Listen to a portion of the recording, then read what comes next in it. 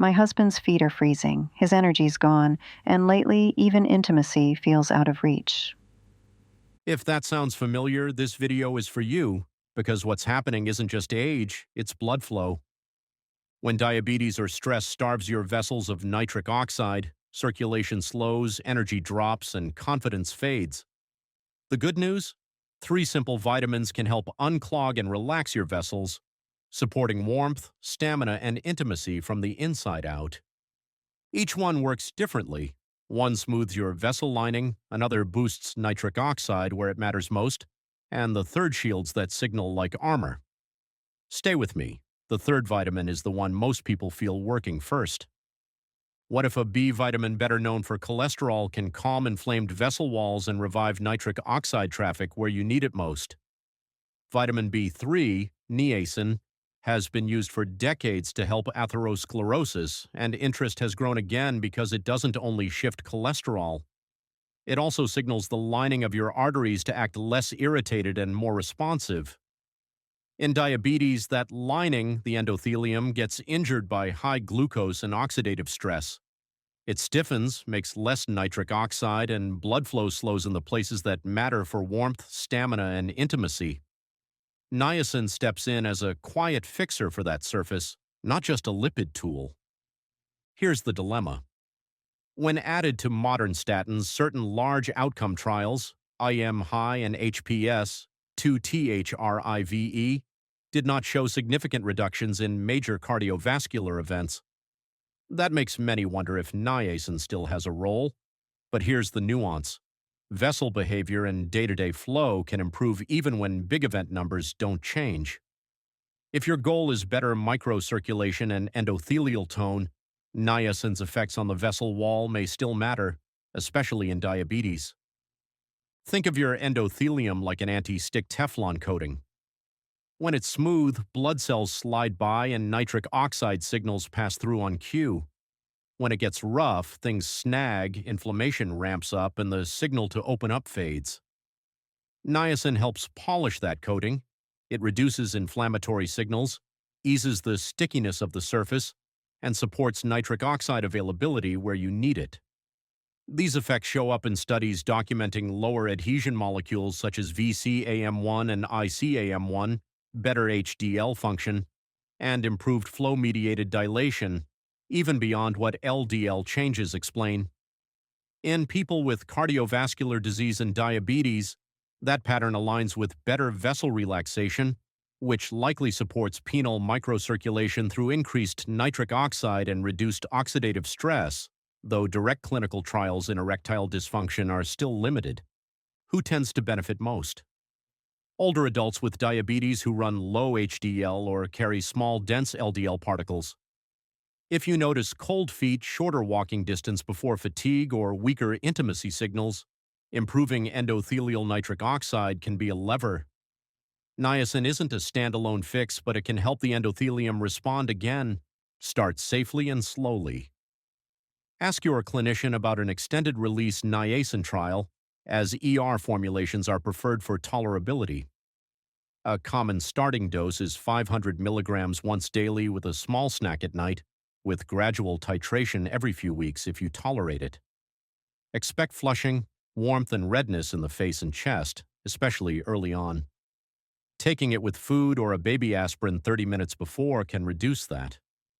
Your doctor should check liver enzymes, fasting glucose or A1C, and uric acid, since niacin can nudge these. Avoid high doses or immediate release products without supervision. Food helps your baseline. Tuna, salmon, chicken, and peanuts carry niacin, but therapeutic endothelial effects usually need a supervised supplement. Early signs: it's helping show up in 2 to 4 weeks, less foot chill, easier morning starts, and better walking tolerance. As you restore endothelial responsiveness, there's another signal that sets the stage for vessels to open from within. Why do men with low vitamin D show more severe erectile problems, and can bringing levels up shift vessel behavior meaningfully? Vitamin D3 acts like a sun signal for your blood vessels. Receptors on vascular endothelial cells respond to D3 by helping the lining stay stable, regulate endothelial nitric oxide synthase (ENOS) expression and activity, and dial down excessive inflammation. Older adults and people with diabetes commonly run low, especially in winter or with limited sun. When levels drop, vessels tend to constrict more, nerves feel slower, and small arteries in the pelvis, legs, and feet don't relax on cue. There's a catch. Observational studies link low vitamin D to worse erectile function and poorer circulation, but trial results are mixed and timelines vary. Some people notice changes after repletion, but for many, improvements take longer than a few weeks and depend on starting levels and overall health. That raises a practical question. Who actually benefits when you replete D3?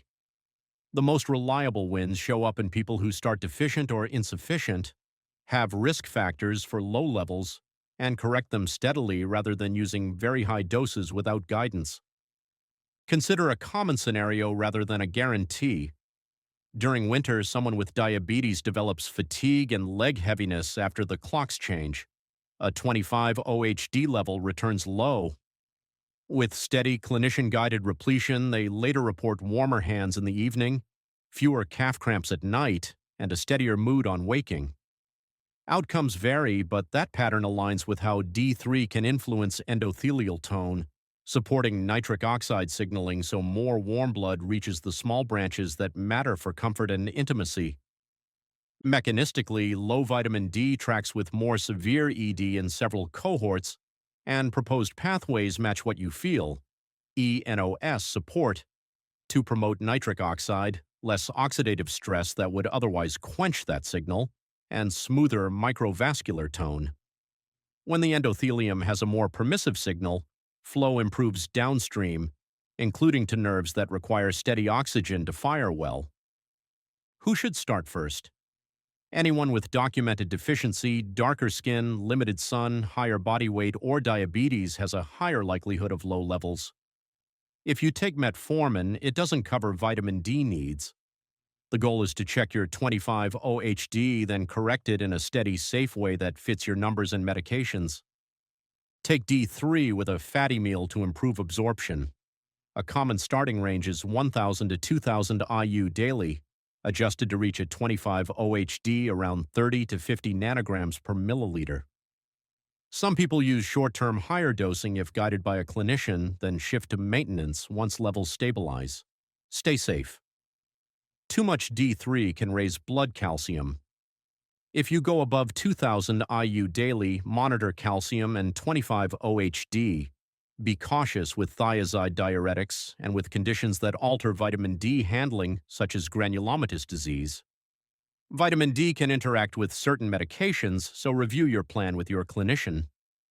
As vitamin D supports endothelial tone, you still need to protect nitric oxide from being used up by oxidative stress, an everyday hurdle in diabetes that we can tackle next. What if one daily habit could protect nitric oxide from being rusted away by oxidative stress in diabetes? That rusting effect is real. High glucose drives reactive oxygen species that oxidize nitric oxide before it can tell vessels to relax. When that signal gets stolen, flow drops in the smallest branches first, where you feel it as cold toes, slower recovery, and weaker intimacy cues. Vitamin C steps in as a potent antioxidant and electron donor, limiting nitric oxide oxidation by reactive species and supporting endothelial nitric oxide synthase function, so your endothelium can keep blood moving where warmth and stamina depend on it. You might think vitamin C is only for immune support. Vessels may need it even more when you manage diabetes. Oxidative stress doesn't just make you feel tired, it directly shrinks usable nitric oxide and stiffens the vessel lining. By neutralizing those reactive species and maintaining a more reduced environment in the vessel wall, vitamin C preserves the signal to open, so blood can reach tiny capillaries that feed nerves and smooth muscle. Think of it as practical support for nitric oxide rather than a push on the gas pedal. When traffic starts to jam in the feet and pelvis, vitamin C reduces the road debris created by oxidative stress so the signal can travel on time. It doesn't force dilation, it protects the pathway so your own chemistry works as intended. Clinical data back this up. A large review of controlled trials found that vitamin C improved endothelium-dependent vasodilation, including measures like flow-mediated dilation and forearm blood flow. The improvements were most evident in higher risk groups, people with atherosclerosis, diabetes, or heart failure, and were not consistent in hypertension alone. That matters if you're older, on diabetes meds, or noticing cooler extremities, because your vessels are exactly the ones most likely to respond to antioxidant support. Here's how to use it. Start with 400 to 500 milligrams per day with breakfast. If you prefer steadier coverage, split the dose morning and evening. Take it with food to reduce any stomach upset. Most people do well in this range, and it's easy to add to a routine you already follow. Food still counts. Citrus, kiwi, berries, bell peppers, and broccoli are rich sources. Aim for 2 to 3 servings daily to cover baseline needs, then layer a modest supplement for therapeutic levels. Whole foods bring bonus flavonoids that further support vessel health. Use simple safety checks. Vitamin C is generally safe up to about 2,000 milligrams daily, but if you have a history of kidney stones or hemochromatosis, avoid high doses and talk with your clinician before supplementing. Review anticoagulants and chemotherapy with your care team, since timing and dosing may need adjustments.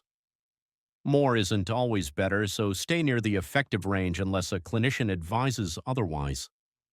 Expectations matter. Some studies show acute improvements in endothelial measures, but for day-to-day warmth, stamina, and intimacy cues, steadier gains usually build over several weeks of consistent use. Keep an eye on how your feet feel after walks and how quickly you bounce back from activity, then pair those signals with the broader plan you've already started. You've just learned how 3 vitamins can help reopen your blood flow, restore warmth, and bring back confidence. But here's the thing. If you're still waking up at night to use the bathroom, that interruption can undo your progress.